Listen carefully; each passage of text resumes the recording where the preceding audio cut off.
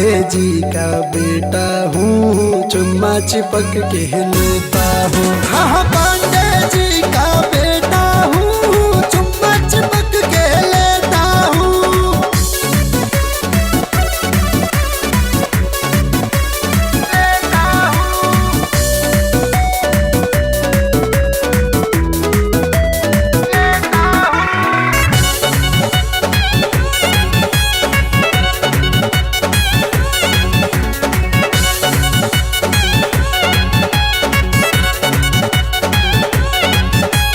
नैन तेरा नखरीला है, दिल बन बैठा ये दीवाना रे।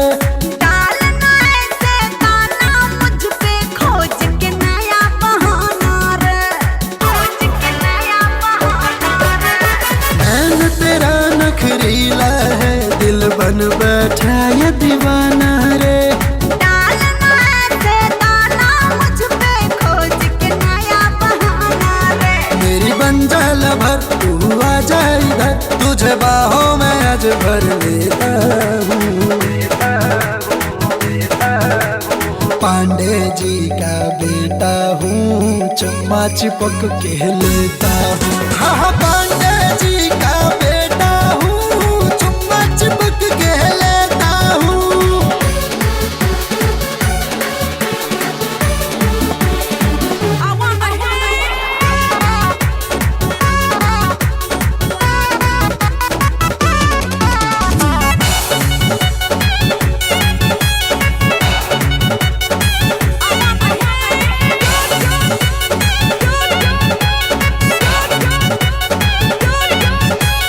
हॉट फिगर दिखला कर क्या तू जिगरे को ललचाएगी। तुम जैसे परवाने को ये परी हाथ ना आएगी, परी हाथ ना आएगी।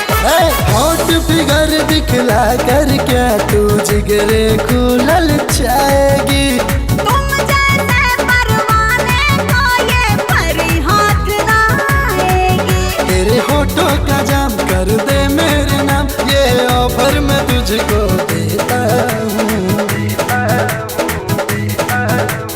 पांडे जी का बेटा हूँ, चुम्मा चिपक के लेता हूँ। हाँ पांडे जी का बेटा हूँ, चुम्मा चिपक के लेता हूँ। पांडे जी का बेटा हूँ, चुम्मा चिपक के लेता हूँ। Click on the bell icon to get regular updates from Venus.